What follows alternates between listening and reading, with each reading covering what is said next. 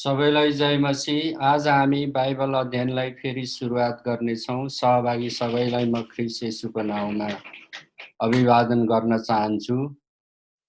पेनियल Christian सेवकाईको तर्फबाट र म सूर्य राईको तर्फबाट बितेको समयमा जस्तै आज म तपाईहरूलाई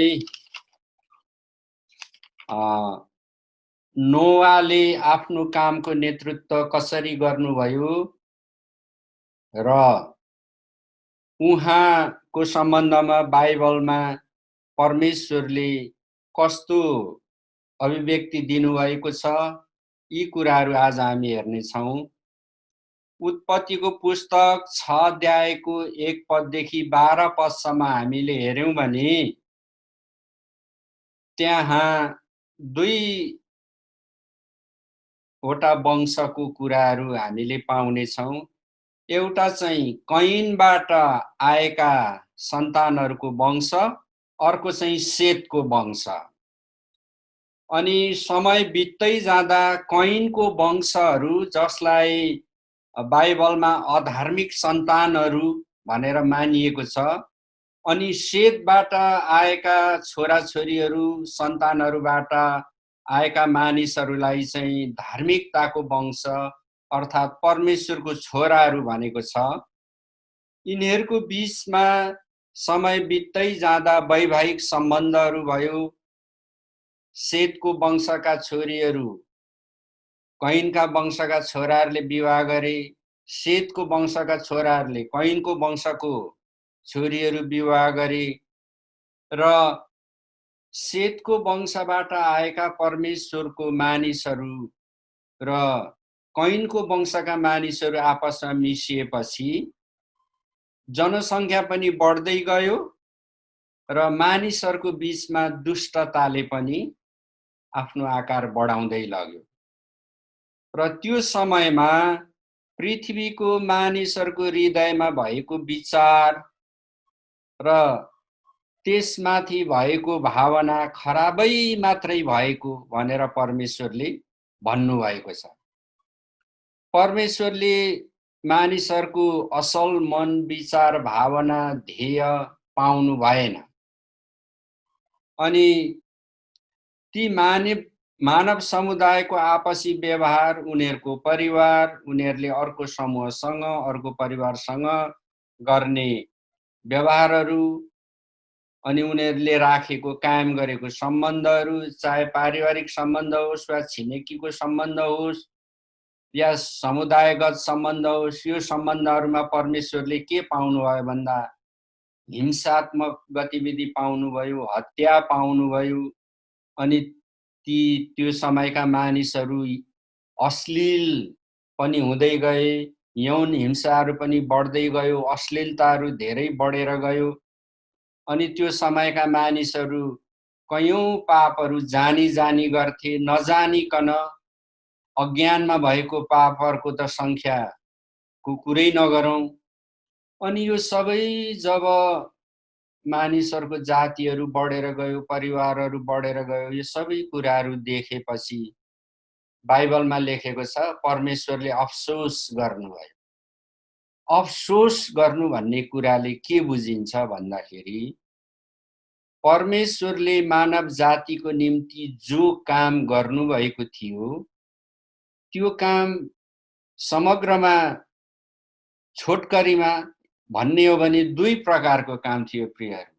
एउटा काम चाहिँ सृष्टिमा भएका सबै थोक वस्तुहरू मानिसहरूले अधिकार गर्नको निम्ति, चलाउनको निम्ति, व्यवस्थापन गर्नको निम्ति सबै थोक वस्तुहरू परमेश्वरले जुटाउनु भएको थियो।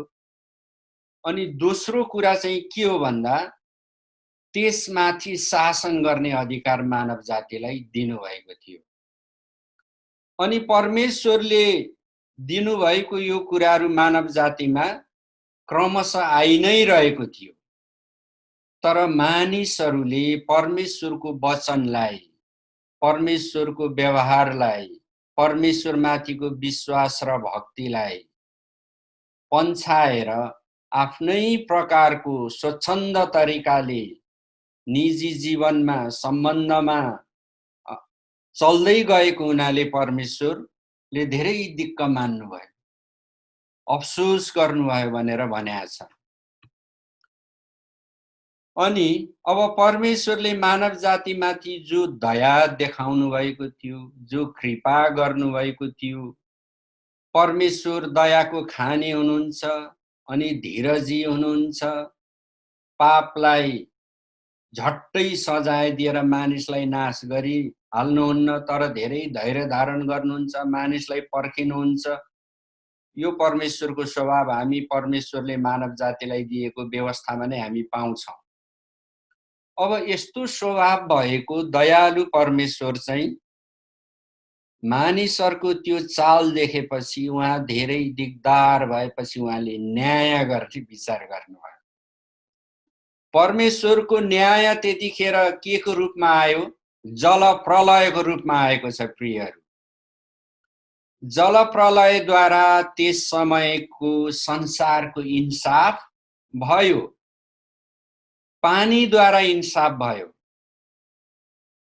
अनि जब जल प्रलयद्वारा त्यतिखेरको संसार नाश गरियो, नष्ट भयो, अनि त्यतिखेरको संसार पानीद्वारा नष्ट हुँदाखेरि आफ्नो काम र चालद्वारा धर्मी जीवनयापन गर्ने नोआ र उनको परिवार बचाइए। हाम्रा बालबालिकाले नोआ बाजेको गीतहरू गाइरहेछन्, हामी पनि गाउँछौँ नानीहरूसँग, हामीलाई मजा लाग्छ हो कि। अब नोआ कसरी बचाइए भन्दाखेरि उहाँको काम र उहाँको चाल। काम भनेको हामी सबैलाई थाहा छ, हामी सबैजना सदैव काममा संलग्न नै रहन्छौँ। चाल भनेको के हो? चाल भनेको काम त मान्छेले बाहिरबाट प्रष्ट देख्छ, चाल भनेको चाहिँ त्यो हो जो विचारको क्षेत्र, चिन्तन मनन, तपाईको भित्री मनमा भएको तपाईको भावना, त्यो भावनामा, त्यो भित्री मनमा तपाईले कुनै व्यक्ति, वस्तु, परिस्थिति, अवस्था, परमेश्वर, स्वर्गदूतहरू, छिमेकीहरू, श्रीमती, श्रीमान, छोरा, छोरी, सहकर्मी, अधिकारीको सम्बन्धमा विचार गर्नुहुन्छ, सोच्नुहुन्छ। चाल भनेको त्यो, अर्थात् मानवीय भित्री हृदयमा रहेको ध्येय, भित्री हिसाबले तपाईं के विचार गर्नुहुन्छ भन्ने कुरा चाहिँ के हो? चाल हो। अब काम त हामी सबैले सबैको देख्छौँ, तर हृदयभित्र के रहेको छ, के सोच छ, के ध्येय छ, हामी कसैले कसैको देख्दैनौँ। परमेश्वरले हामी सबैको देख्नुहुन्छ, तर हामी एकले अर्काको देख्दैनौँ। कतिखेरसम्म देख्दैनौँ? जबसम्म त्यो चाल काममा बदलिन्छ। तपाईले कुनै कुराको घोषणा गर्नुहुन्छ नि, तपाईले परमेश्वरलाई चिनेर जानेर परमेश्वरको वचनहरू थाहा पाएर मुखबाट जे बोल्नुहुन्छ त्यो कामको एउटा रूप हो। बाइबलमा विश्वास गर्नुपर्ने कुरालाई धेरै जोड दिएको छ। पुरानो नियमदेखि नयाँ समयसम्म विश्वासलाई प्रमुखता साथ बाइबलमा राखिएको छ। त्यो विश्वास गर्ने कुरा कहाँबाट सुरु हुन्छ भन्दा हाम्रो आत्मिक चिन्तन मननबाट सुरु हुन्छ। अनि त्यसलाई चाहिँ हामी बाहिरी आँखाले देख्न सक्दैनौँ, तर हामीले थाहा चाहिँ कतिखेर पाउँछौ? जब मैले मेरो मनको कुरा तपाईलाई भन्छु वा कुनै विषयको सन्दर्भमा कुनै परिस्थितिको बारेमा म भन्छु, जब मेरो मुखबाट आवाजहरू निस्किन्छ अनि तपाईले थाहा पाउनुहुन्छ कि म कसरी विचार गर्दो रहेछु, कसरी सोच्दो रहेछु। अनि मैले जे भन्छु, मैले भनेको कुरा अनुसार मैले काम गर्छु भन्ने कुरा पनि त्यसैबाट थाहा पाइन्छ। यो कुरा के हो? चाल हो। अब नोआ बाजे चाहिँ आफ्नो काम र चालमा उनी धर्मी ठहरिए, बाइबलमा लेखिएको छ। अनि उनी धर्मी भएको हुनाले जल प्रलय अर्थात् पानीद्वारा त्यो समयको संसारलाई परमेश्वरले जो न्याय गर्नुभयो, त्यो न्याय गर्दाखेरि नोआ, उनका छोराहरू, बुहारीहरू अनि नोआले त्यतिखेर पृथ्वीमा भएका पशुहरू, पंक्षीहरू, कीट पतङ्गहरू जो जहाजभित्र ल्याएका थिए तिनीहरू मात्रै बाँचे। अनि अब बाइबलमा लेखिएको छ अब आउने समयको इन्साफ चाहिँ कसरी हुन्छ? आगोद्वारा हुनेछ प्रियहरू। पुरानो समयको संसारको इन्साफ पानीद्वारा भयो भने अब आउने समयको इन्साफ चाहिँ आगोद्वारा हुन्छ। आगोद्वारा हुने कुरा पत्रुसको पुस्तकमा छ, यशायाको पुस्तकमा छ र बाइबलका अरू धेरै पुस्तकहरूमा आगोद्वारा अब इन्साफ हुन्छ भन्ने कुरा लेखिएको छ। अब आगोद्वारा यो संसारको इन्साफ कसरी हुन्छ त्यसको शैक्षिक, प्राविधिक, वैज्ञानिक बयानमा म जान्न। तर तपाईले अन्त्यको समय, अगमबाडीहरू र हाम्रो समझ भन्ने विषयमा मैले बितेको समयमा भाग 1 देखि भाग 13 सम्म बोलेको छु। त्यता गएर तपाईले हेर्नुभयो भने कुनै न कुनै भागमा तपाईले यो पाउनुहुन्छ कि आगोद्वारा अबको संसारको इन्साफ कसरी हुन्छ त्यो त्यहाँ शैक्षिक हिसाबले, वैज्ञानिक हिसाबले, प्राविधिक हिसाबले, मानविकी तौरमा त्यहाँ बुझाइएको छ कि आगोद्वारा अबको संसारको इन्साफ कसरी हुन्छ। त्यसो हुँदाखेरि तर अहिले हाम्रो समाजमा, हाम्रो संसारमा यसुलाई विश्वास गर्नेहरूले पनि र नगर्नेहरू कतिले यो कुरालाई विश्वास नगरेका होलान्, नबुझेको होलान्। कतिले पत्याएको छैनन्, थाहा गरेको छैनन् र नोआको समयमा पनि त्यस्तै भएको थियो प्रियहरू। कसैले पनि नोआ बाजेको कुरालाई सुनेनन्। जब नोआ बाजेले ठ्याक ठ्याक ठ्याक ठ्याक त्यो ठुलो रुखको काठ काटेर दिनहुँ त्यसमा लाग्नुहुन्थ्यो अनि त्यो ढुङ्गा बनाउनुहुन्थ्यो, त्यतिखेरको समयको मान्छेहरू आए होला अनि नोआ बाजेलाई सनकी बुढो हो यो, सनकी बुढो हो भन्ने ठाने होला। अचेल बुढो मान्छेलाई कतिपय अहिलेको भाषामा सुड्डो भन्ने चलन पनि छ, हो कि? नोआलाई त्यसरी नै मान्छेले ठट्टामा उडाए होला। कतिले भने होला यो काम लाग्ने बुढो होइन, यो बुढो सन्क्यो भनेर भने होला। तर नोआले भनेको कुरालाई कसैले पत्याएन।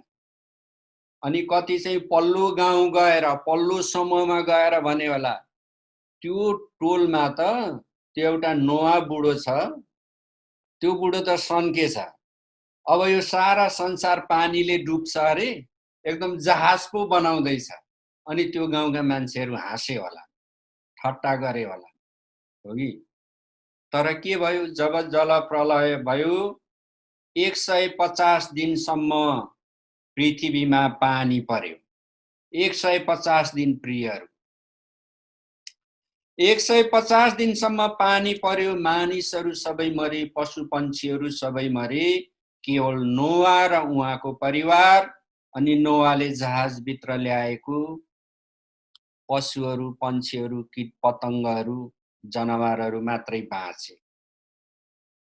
उत्पत्तिको पुस्तक 6 अध्यायको 9 पदमा यस्तो लेखेको छ, नोआ चाहिँ परमेश्वरको साथ साथै हिँड्थे, धर्मी र निर्दोष थिए। उनको पुस्ताका मानिसहरू जसरी नोआ हिँडेनन्, उनको पुस्ताका मानिसहरू कसरी हिँडे?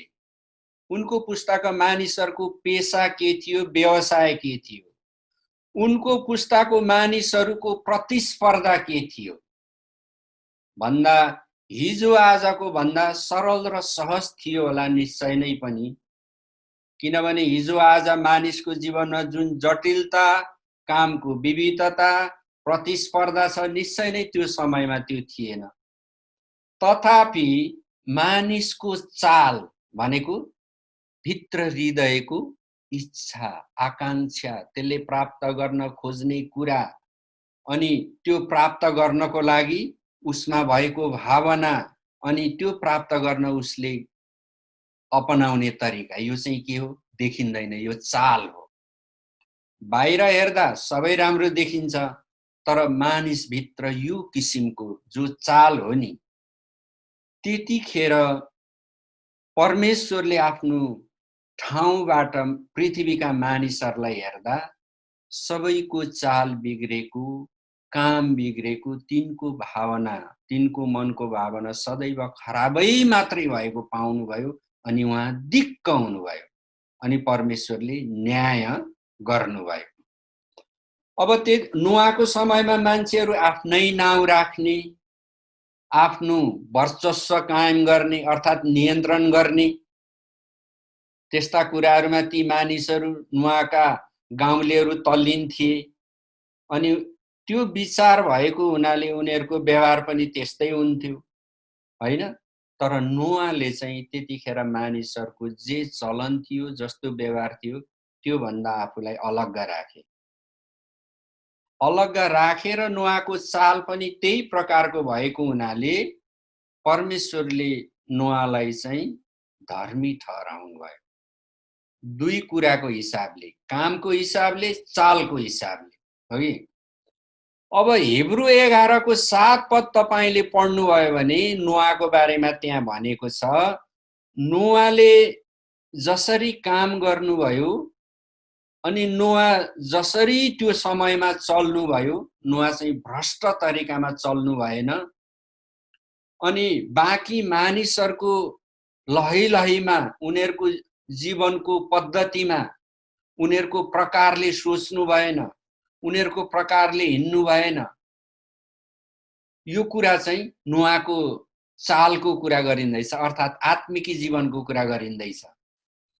अनि हिब्रू 11 को 7 ले चाहिँ के भनेको छ भन्दा, नोआले जसरी जीवन बिताए त्यसलाई विश्वासको काम भनेर यो नाउँ दिएको छ हिब्रू 11 को 7 मा। नोआले जुन जीवन जिए त्यो चाहिँ के हो? विश्वासको काम। अब विश्वासको काम चाहिँ भ्रष्ट किसिमको तौर तरिकाबाट अलग्गै रहेको हुन्छ। भ्रष्टाचार गर्नु भनेको के? कहिलेकाहीँ हामीलाई लाग्छ भ्रष्टाचार भन्ने कुरा त उच्च पदस्थ अधिकारीहरूले गर्न सक्ने कुरा हो, जसको हातमा स्रोत हुन्छ, जसको हातमा अधिकार हुन्छ, तिनीहरूले पो गर्छन्, हैन? अनि नोआको समयमा त राष्ट्रपति, प्रधानमन्त्री, अर्थमन्त्री, रक्षा मन्त्री, गृहमन्त्री त कोही थिएन। न त्यतिखेर जिल्लाको प्रमुख कोही थियो, न सेनाको हाकिम कोही थियो। अब नोआ भ्रष्टाचारमा हिँडेनन् भन्नुको अर्थ के हो? भ्रष्ट भनेको त तिनीहरू पो हुन् त। हामी सामान्य मान्छे कसरी केमा भ्रष्टाचार गर्ने? तर भ्रष्टाचार भन्ने कुरा स्रोतलाई हिनामिना गर्नु भन्ने मात्रै नभएर आत्मिकी अवस्थालाई पनि परमेश्वरले भ्रष्टाचार भन्नुभएको छ।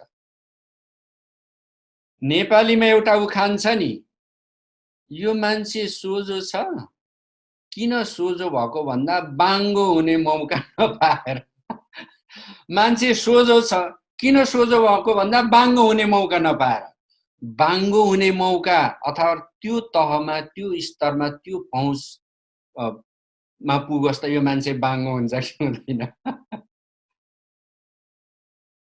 कति मानिसहरूको विषयमा यो कुरा सही हुन सक्छ, तर सबै मानिसहरू पहुँचमा पुगेर मुख्य मान्छे भएर स्रोतहरूमाथि अधिकार पाएपछि तिनीहरू बाङ्गो हुन्छन्, तिनीहरू भ्रष्ट हुन्छन् भन्ने हुँदैन। अनि ख्रिस्टियनहरू त, प्रभुमाथि विश्वास गर्नेहरू त त्यो नगर्नको लागि परमेश्वरद्वारा, परमेश्वरको वचनद्वारा शिक्षित होइन, दीक्षित बनिएका हुन्छन्। दीक्षित भनेको के हो? शिक्षित भन्दा माथिल्लो स्तर। शिक्षित भनेको सूचना ज्ञान पाएको मान्छे हो, के कुरा कस्तो हुन्छ भन्न सक्छ। दीक्षित भनेको चाहिँ के हो? सूचना ज्ञान मात्रै नभएको, पाएको मात्रै नभएको, तर त्यसमाथि कामै गरेको चाहिँ के हो? दीक्षित हुनु हो। ईसाईहरू के हुन्? शिक्षित होइनन् परमेश्वरको व्यवस्थामा। उनीहरूलाई त परमेश्वरले दीक्षितको रूपमा हेर्नुभएको छ। अब परमेश्वरले पाउनु भएको छ कि छैन त्यो हामीले राख्ने हिसाब होइन। हामी त्यसको न्याय गर्दैनौँ, हाम्रो पनि कसैले गर्दैन, तर यसको हिसाब किताब र यसको न्याय परमेश्वरले नै गर्नुहुन्छ। 2 पत्रुस 2:5 मा, दोस्रो पत्रुस 2:5 ले नोआलाई धार्मिकताको प्रचारक भनेको छ। हेर्नुहोस्, धार्मिकताको प्रचारक। त्यसै भएको हुनाले नोआ चाहिँ आफ्नो विश्वास र परमेश्वरसँगको हिँडाइद्वारा धार्मिकताको उत्तराधिकारी भए। विश्वासद्वारा परमेश्वरसँग सँगै हिँड्नुले धार्मिकताको प्रचारकको प्रमाण दिन्छ। पत्रुसको पुस्तकमा जो धार्मिकताको प्रचारक भनेको छ, यसको अर्थ यो होइन कि त्यतिखेर नोआले परमेश्वरको वचन लिनुभएको थियो छपाई पुस्तकको रूपमा, अनि नोआले खेती किसानी गर्दैनथे, पशुपालन गर्दैनथे। नोआको काम चाहिँ पुजारीगिरीको काम थियो। अनि नोआलाई मानिसहरूले पालेका थिए, अथवा कुनै संगठन समूहबाट नोआले तलब खान्थे। नोआको काम परमेश्वरको बारेमा बताउनु मात्रै थियो, यो होइन। तर यो प्रकारको काम र व्यावसायिकता चाहिँ पछिल्लो समयमा धेरै बढेर आयो। केवल येशू ख्रीष्ट आएपछि अन्त्यको समयमा मात्रै होइन, योभन्दा अगाडिको समयमा पनि यो कुराहरू बढेर आयो। परमेश्वरको विषयमा बताउने, सिकाउने चाहिँ कामको रूपमा, व्यावसायिकताको रूपमा आयो। अनि परमेश्वरको बारेमा शिक्षा दिनु, सिकाउनु, परमेश्वरको सेवकाईको विभिन्न अङ्गहरूमा, विभागहरूमा कार्यरत हुनु आफैमा गलत कुरा होइन, एकदम त्यो हुनुपर्ने कुरा हो। येशू ख्रीष्टले पनि के भन्नुभयो? फसल त तयार छ, तर खेतालाहरूको खाँचो छ भनेपछि परमेश्वरको कामलाई व्यावसायिक रूपमा गर्ने मानिसहरूको खाँचो परमेश्वरलाई नै परेको छ, पृथ्वीका मानिसहरूलाई मात्रै होइन। परमेश्वरको सेवकाई व्यावसायिक रूपमा गर्नु त अझै असल कुरा हो। तर नोआ नि त, नोआको समयमा त नोआ त व्यावसायिक प्रचारक थिएनन्, तर नोआको जो जीवन जियाइ हो, नोआले जसरी मानव समुदायको बीचमा आफ्नो जीवन जिए, त्यो के हो? धार्मिकताको प्रचारक थिए। पत्रुसको पुस्तकले त्यो भनेको छ। त्यसै हुँदाखेरि नै जलप्रलय हुँदा नोआले बाँच्ने अनुग्रह पाए। अब बाइबलमा नोआले ठुलो ठुलो काम गरेको, भिडहरूमा गएको, मानिसलाई परमेश्वरको विषयमा सुनाएको, वा मानिसहरूको बीचमा उल्लेखयोग्य ठुला काम गरेको नोआले काम गरेर नोआ चाहिँ मानिसहरूको अगुवा भएर, नेता भएर धुम मच्चाएको, यो केही पनि छैन बाइबलमा। तर त्यतिखेर नोआले मानिसहरूलाई सजग गराए, परमेश्वरको न्यायको कुरा बताए, कसैले पनि पत्याएनन्, हो कि? तर नोआ चाहिँ परमेश्वरको दृष्टिकोणमा काम र चालमा निर्दोष भएको हुनाले परमेश्वरले धर्मी ठहराउनु भयो।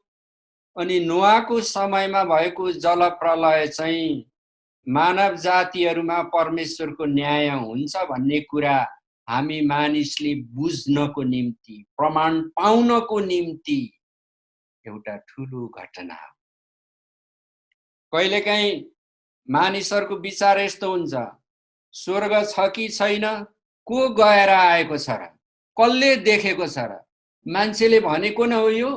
स्वर्ग पनि पृथ्वीमै छ, नर्क पनि पृथ्वीमै छ। जो आनन्दले जीवन जिएको छन्, जोसँग धन सम्पत्तिको प्रशस्ता र कुनै कुराको कमी छैन, हो कि? जो चाहिँ ऋणम कृत्वा घृतम पिबेत, संस्कृतमा भन्छ ऋण गरेर पनि जसले घिउ खाएका छन्, स्वर्ग यही छ। तर जो दुःखमा छन्, कष्टमा छन्, अभावमा छन्, खाँचोमा छन्, हेपिएका छन्, जसले आफ्नो जीवन राम्ररी चलाउनु पाएको छैन, नर्क त्यही नै हो। को गएको छ र स्वर्ग? को आएर देखेर? मानव जातिलाई देख्नको निम्ति परमेश्वरले बिचमा एउटा न्याय ल्याउनु हो, जो नोआको समयको न्याय हो। अनि नोआ र उनको परिवार जो बचाइए नि, नोआको नाक राम्रो भएर, श्रीमती सुन्दरी भएर, नोआको छोराहरू विश्व सुन्दरी भएर जोगाइएको होइन, तर नोआको कारण जोगाइए। किन? नोआको काम चाल चाहिँ के थियो? ठिक ठाउँमा थियो। के अनुसार? परमेश्वरको मूल्य र मान्यता अनुसार ठिक ठाउँमा थियो। अनि परमेश्वरले उहाँलाई धर्मी देख्नुभयो, अनि त्यो न्याय हुँदाखेरि उनी बाँचे। अबको संसारमा जुन न्याय हुन्छ आगोद्वारा, अनि नोआ पछि आएका सबै मानिसहरूको फेरि न्याय हुन्छ। अनि हामी त्यो न्यायमा बाँच्छौँ बाँच्दैनौँ, हामी स्वर्ग जान्छौँ वा अनन्त दुःख र कष्टको ठाउँ नर्कमा जान्छौँ, यो कुरा हाम्रो निम्ति छ। अब यसरी हेर्दाखेरि बाइबलीय अगुवाहरूमा, बाइबलमा भएका ऐतिहासिक व्यक्तिहरूमा नोआ एउटा असल काम गरेर परमेश्वरको अगाडि धर्मी ठहरिने व्यक्तिको रूपमा हामी पाउँछौँ। अब म तपाईहरुसँग अब्राहमको बारेमा केही कुरा गर्छु। जलप्रलयपछि सारा संसार नाश भयो, अनि त्यसपछि जब पानी पृथ्वीमा सुक्यो, अनि नोआ र तिनका छोरा बुहारीहरू जहाजबाट बाहिर आए, तिनीहरूसँग भएको कीट पतंग, जीव जन्तुहरू, उड्ने पक्षीहरू पनि बाहिर आए, अनि त्यो पृथ्वी फेरि बस्न लायक हुँदै गयो। अनि झारपातहरू, हरिया वनस्पतिहरू फेरि तिनीहरू फेरि जाग्दै गए।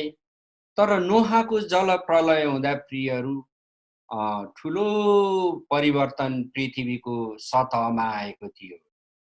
अनि नोआको जल प्रलयमा पुरिएका जीव जन्तुहरू, मानिसहरू, तिनका थोक वस्तुहरूको अवशेष यी दिनहरूमा र यो भन्दा अगाडिदेखि पृथ्वीका वैज्ञानिकहरूले, प्राविधिकहरूले निरन्तर निकाल्दैछन्, पाइरहेछन्, त्यसको बारेमा चर्चा परिचर्चा भइरहेछ। अहिले पृथ्वीको मानिसहरूले जो कोइला प्राप्त गरिरहेको छन् कि छैनन्, कोइला हो कि। नेपालीमा एउटा गीत छ, म त कालो होइन हजुर रेलको धुवाले। पुरानो समयमा नेपालीहरू भारतमा काम गर्न जान्थे। भारतमा रेल सेवा सुरु गर्ने चाहिँ ब्रिटिसहरू हुन्। सुरुमा मान्छेहरू रेल नचढ्ने भएको हुनाले भारतीय जनताहरू सोझा सिधा निमुखा थिए, अनि उनीहरू डराउँथे। अनि ती भारतीय जनताहरू, गाउँका जनताहरू रेल चढ्न डराएको हुनाले के गरे? सुरुमा यसो विचार गरे, यी मान्छेहरू रेल चढ्ने कसरी साहस गर्न सक्छन् भन्दा यसो विचार गर्यो, त्यहाँका मान्छेहरूले बिडी खाने। अनि रेलमा बिडी फ्री बाँडियो। जब फ्री बाँडियो, गाउँका मान्छेहरू रेल चढ्न आए। रेल चढे, केही पनि हुँदैन, मजा आउँछ, एक ठाउँबाट अर्को ठाउँ पुगेको छ। अनि रेल देखेर डराएका प्राचीन भारतीय जनताहरू बिडीको कारणले रेल चढ्न सुरुमा ब्रिटिसहरूले यो गरे। अनि मैले एकजना ब्रिटिस भाइ जसको बाजे त्यो रेलको स्थापना गर्न भारत आएको थियो, उसलाई पनि मैले एकचोटि काठमाडौँमा भेट्ने मौका पाएको थिएँ। भन्नुको अर्थ के भन्दाखेरि नोआका छोराहरू र बुहारीहरू जो बाँकी रहे, त्यसपछि तिनीहरूबाट फेरि सन्तानहरू बढ्दै गए, हुर्किँदै गए। नोआबाट जन्मेका छोराछोरीहरू को हुन्? सेम, हाम, एपेत। अहिले प्राय सबै विद्वानहरूले जो निर्वंश शास्त्र भनेको यो एन्थ्रोपोलोजी, सोसियल स्टडिजहरू, विज्ञानको विभिन्न हाँगा बेगाहरू, त्यता हामी धेरै चर्चा नगरौँ, ती सबैले के कुरा साझे रूपमा मानेको छ भन्दा अहिले पृथ्वीमा 3 किसिमको मानव जाति छ। एउटा भए ककेसियस आर्य समूहहरू, अर्को भयो मङ्गोलहरू, अर्को भयो निग्रोहरू। अहिले पृथ्वीमा जति पनि जाति, जति पनि भाषा छ, सेम हाम एपेटबाटै पृथ्वीमा फैलियो। अनि हरेक सेमका सन्तानमा, हामको सन्तानमा, एपेटका सन्तानमा के भयो? विभिन्न जाति उपजातिहरू हुँदै हुँदै हुँदै हुँदै गए। र यसरी हामीले हेर्छौं सेम हाम र एपेटका सन्तानहरू जब उनीहरू संख्यामा बढ्दै गए, फेरि जलप्रलय पछाडि मानव जातिहरू बढेर गयो अनि उनीहरू पूर्वतर्फ सर्दै गए। पूर्वतर्फ सर्दै जाँदा बाइबलमा लेखेको छ सिनार देशको खुला मैदानतिर। तपाई नझुकिनु होला, कतिपय हाम्रो दिदी बहिनीहरू, दाजुभाइहरू जो कम अध्ययन गर्नुहुन्छ अथवा कम पढे लेखेको हुनुहुन्छ, उहाँहरूले कहिलेकाहीँ यस्तो प्रश्न पनि गर्न सक्नुहुन्छ, त्यो सिनार देशको नाम चाहिँ कसले राखे नि? जब मानिसहरू त्यहाँ गए तिनीहरूले नै राखे। अनि पछि फेरि कुरा बुझाउनको लागि यो कुरा बाइबलमा आयो। अनि त्यो सिनार देशतिर चाहिँ खुल्ला मैदान भएको हुनाले तिनीहरू त्यहाँ गएर वरपर गएर बसोबास गरे। उत्पत्ति 11 को 3 र 4 पदमा लेखेको छ। अनि ती मानिसहरूले के भने, आउनुहोस् हामी स्वर्गसम्मै पुग्ने धरहरा बनाऊ अनि हाम्रो नाउँ राखौं। अनि ती मानिसहरूले ढुङ्गाको सट्टा इँट र हिलोको सट्टा अलकत्रले त्यो धरहरा बनाए, बाबेलको धरहरा। अब यसले के देखाउँछ भन्दाखेरि त्यो समयमा परमेश्वरको ज्ञानले मानिसहरू निरन्तर अगाडि बढिरहेको थिए। अब बाइबलमा यो लेखेको छैन। त्यो धरहरा बनाउन के कुराको खाँचो पर्छ भन्दा आर्किटेक्ट वास्तुकलाको खाँचो पर्छ, इन्जिनियरिङ ज्ञानको खाँचो पर्छ, प्राविधिक शक्तिहरू हुनुपर्छ, अनि कुशल कामदारहरू हुन खाँचो पर्छ। अनि अलकत्र बनाउनु पनि एउटा प्रविधिको काम हो। अनि हिलो माटोलाई इँटामा बदल्नु, आकार दिनु पनि प्रविधिको काम हो। यो सबै कुराको बयान बाइबलमा छैन, तर धरहरा बनिनको निम्ति यी कुराहरू खाँचो पर्ने हुनाले त्यो समयका मानिससँग यो सबै कुरा थियो। त्यही भएर तिनीहरूले धरहरा बनाए। अब भारतको एकजना वैज्ञानिक डाक्टर एसके बरुवाले के भन्नुभएको छ भन्दाखेरि बाइबलमा बताएको बाबेल धरहरा निर्माणसँग जोडिएको जे कुराहरू छ नि त्यो पक्षहरू नै के हो? मानव जातिहरूले फैलाएको पहिलो धर्म, पहिलो विज्ञान। डाक्टर एसके बरुवाले यो कुरा भन्नुभएको छ। यो कुरा उहाँले धेरै वर्षको अनुसन्धानपछि, अध्ययनपछि उहाँले यो कुरालाई प्रामाणिक रूपमा बताउनु भएको। अर्थात् नोआबाट फैलिएको मानिसहरूको संख्या वृद्धि भएर अब सिनार देशमा पुगेर उनीहरूले धरहरा पनि बनाए। अनि त्यो चाहिँ मानव जातिको पहिलो धर्म र पहिलो विज्ञानको सुरुवात हो। यसरी मानव जातिहरू बढ्दै गयो। तर मानव जातिहरू बढ्दै गए, तर के भयो भन्दा परमेश्वरको उद्देश्य ती बढ्दै वृद्धि हुँदै गएका मानव जातिहरूबाट पूरा भएको हामी पाउँदैनौं, हो कि? तथापि मानिसहरूमा परमेश्वरले सदैव उहाँको समरूपलाई राख्नु भएको छ। परमेश्वरको ज्ञान विज्ञानले मानिसहरूमा काम गरिरहे नै रहेको हामी पाउँछौं। किनभने मानव जाति परमेश्वरलाई भक्ति नगरे पनि, परमेश्वरको मार्गलाई नपछ्याए पनि, आराधना नगरे पनि, अनि सम्पूर्ण हृदयले परमेश्वरलाई नमाने पनि परमेश्वरले मानिसमा राख्नुभएको उहाँको समरूपतालाई चाहिँ कहिल्यै पनि घटाउनु भएको हामी पाउँदैनौँ। बाइबल पढ्दा त्यो पाउँदैनौँ। आजको दिनसम्म हामी त्यो पाउँदैनौँ।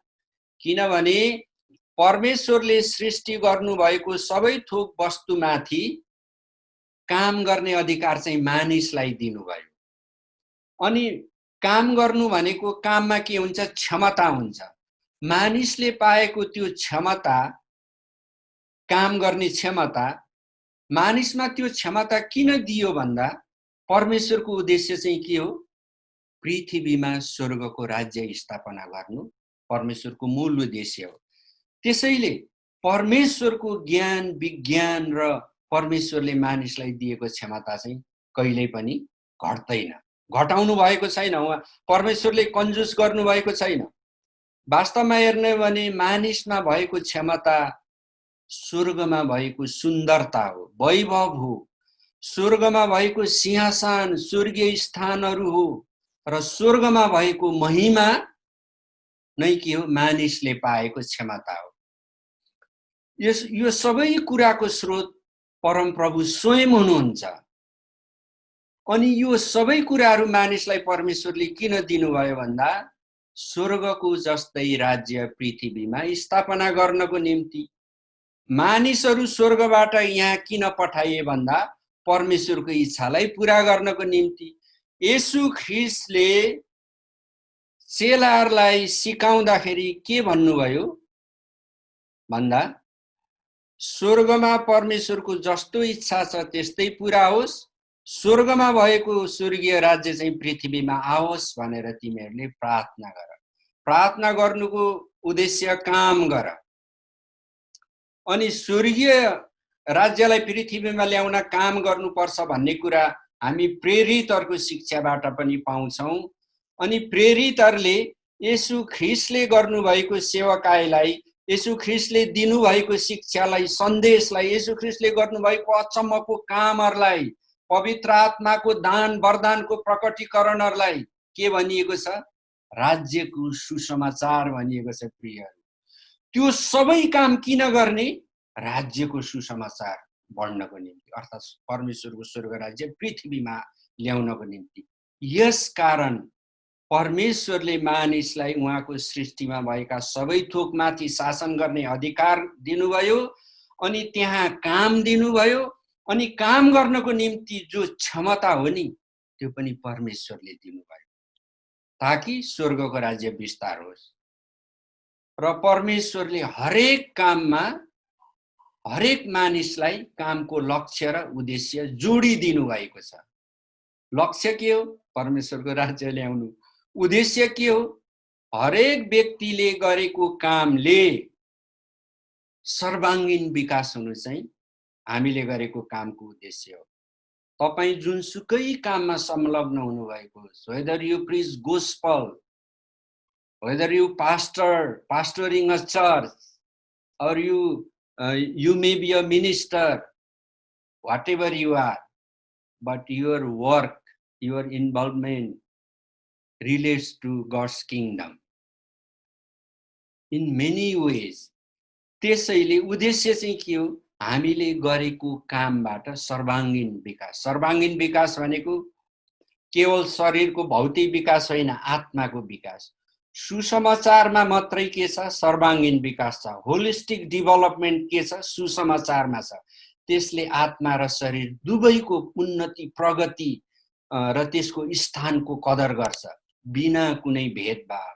There will be no discrimination of any, चाहे त्यो फिलोसफी होस्, चाहे कोही जात होस्, कोही मूल्य होस्, मान्यता होस्, सुसमाचारले मात्रै ती सबै कुराहरूको निराकरण गर्दछ। त्यसैले मानिसले गर्ने कामलाई परमेश्वरले लक्ष्य र उद्देश्यसँग जोडिदिनु भएको छ, ताकि पृथ्वीमा सर्वाङ्गीन विकास भएको होस्। अब परमेश्वरको स्वर्ग राज्य ल्याउने स्रोत परमप्रभु स्वयं नै हुनुहुन्छ। अनि जो स्रोत परमप्रभु स्वयं हुनुहुन्छ नि, उहाँ नै साध्य पनि हुनुहुन्छ। God himself is not a means to bring his kingdom on earth, but he is not only means, but he is the main. He is the everything. He is the source. उहाँ साध्य हुनुहुन्छ। यदि स्वर्गको राज्य पृथ्वीमा ल्याउने कामसँग सम्बन्धित कुनै पनि व्यक्ति, कुनै पनि सेवकहरू, कुनै पनि व्यवसायीहरू परमेश्वरसँगको संगतिमा भएन भने त्यो क्षमता, स्वर्गको राज्य ल्याउने क्षमता त्यो व्यक्तिको काममा र उसले गरेको कामको नेतृत्वमा हुँदैन प्रियहरू। त्यसकारण परमेश्वरसँगको संगति चाहिँ सदैव प्रथम स्थानमा छ। परमेश्वरसँगको सम्बन्ध र संगति बिना गरेको काम चाहिँ के हुन्छ? कामको थुप्रो मात्रै हुन्छ, त्यसले धुम मचाउँछ, तर सँगसँगै हिँड्ने मानिसहरूले र आउने पुस्ताले त्यो कामबाट परमेश्वरको मूल्य, मान्यता र परमेश्वरको भएर उहाँको स्थानलाई राख्नुपर्ने कुरा प्रक्रियामा देखेको हुँदैन, सिकेको हुँदैन र तिनीहरूले पनि के इच्छा गर्छन्? एकदम धेरै इच्छा उनीहरूको पनि के हुन्छ? फलना जस्तै मैले पनि काम गर्ने, नाम राख्ने, त्यो मात्रै हुन्छ। किनभने त्यहाँ परमेश्वरको मूल्य मान्यता राखिएको देखिएको हुँदैन, नदेखिएपछि सिकिँदैन। नसिकेपछि के हुन्छ? हाम्रो कामहरूको थुप्रो धेर हुन्छ, तर परमेश्वरको राज्य चाहिँ कमजोर भइरहन्छ वा आउँदैन। अब परमेश्वर जो साध्य हुनुहुन्छ नि, स्रोत हुनुहुन्छ, त्यो स्रोतलाई परमेश्वरले लामो समय लगाएर विभिन्न भाषामा का मानिसहरूसँग बोलेर, विभिन्न समयमा बोलेर उहाँले त्यसलाई वचनको रूपमा प्रकट गरिदिनु भयो। अनि परमेश्वरको त्यो स्रोतको रूपहरू बाइबलमा के छ? पिता, पुत्र, पवित्र आत्मा। यो परमेश्वरको स्रोत हो, हैन? अनि पिता, पुत्र, पवित्र आत्मा, यो तीनवटा रूप छ स्रोतको। हामीले गर्ने कामको नेतृत्वले परमेश्वरको राज्य ल्याउनको निम्ति हाम्रो स्रोत स्वयं परमेश्वर हुनुहुन्छ। परमेश्वरको तीनवटा रूप दिनुभयो, पिता, पुत्र, पवित्र आत्मा। हेर्नुहोस्, हो कि? अब यो पिता, पुत्र, पवित्र आत्माको सम्पूर्ण बयान के हो? बाइबल हो। हामीसँग बाइबल छ। त्यो बाइबल जब हामी पढ्छौं, मनन गर्छौं, प्रार्थना गर्छौं, स्रोतको बारेमा हामीले बुझ्छौं। अब बाइबल के हो?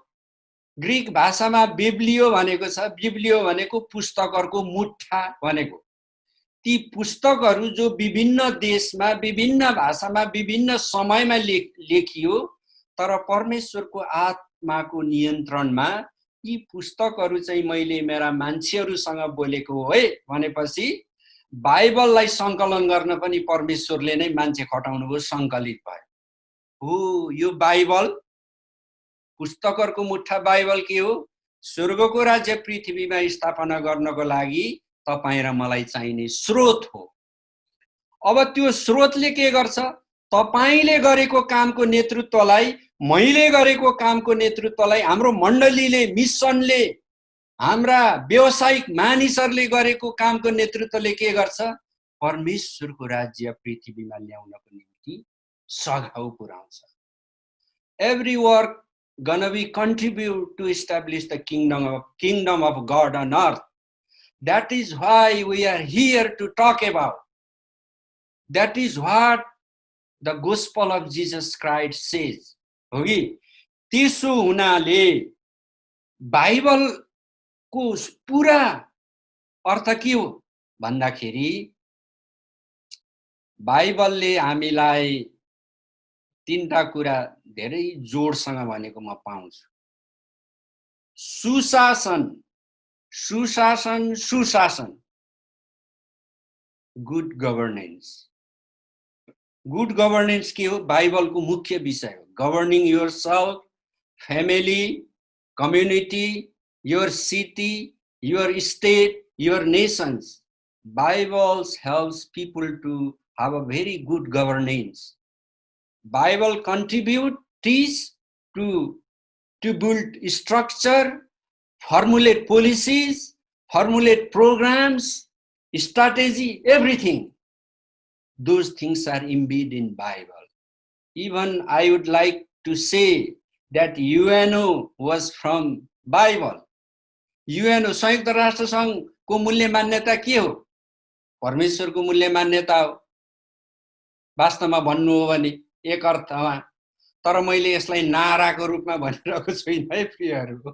अनि फेरि यो यसलाई त्यसरी लिनु भएन। त्यसै कारण जब मानिसहरू जलप्रलयपछि पनि बढ्दै गए, तर तिनीहरूले परमेश्वरबाट ज्ञान विज्ञान र शिक्षा प्रशस्त प्राप्त गर्दै गए तापनि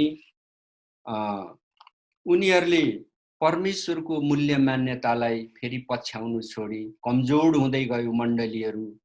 जब मण्डलीहरू कमजोर हुँदै गयो तब परमेश्वरले ती बरालिएका मानिसहरूलाई संगठित गर्नु भनेर अब्राहमलाई पठाउनु भयो।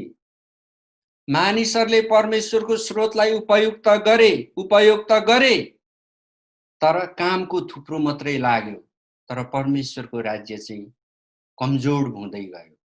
अब फेरि परमेश्वरले त्यो उहाँको स्रोत उपयोग गर्ने मानिसहरूलाई पुनर्जीवित पार्न, पुनरुत्थित पार्न, पुनः जागरण ल्याउन अब्राहमको बुलाड भएको।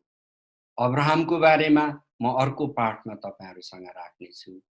आजलाई यो हाम्रो आजको बाइबलीय छलफल यो कामको नेतृत्वले कसरी परमेश्वरको मूल्य मान्यता सहित उहाँको राज्य निर्माण गर्छ र कामको नेतृत्व चाहिँ कसरी परमेश्वरले धार्मिकतासँग जोडिदिनु भएको छ भन्ने कुरालाई यही म राख्न चाहन्छु।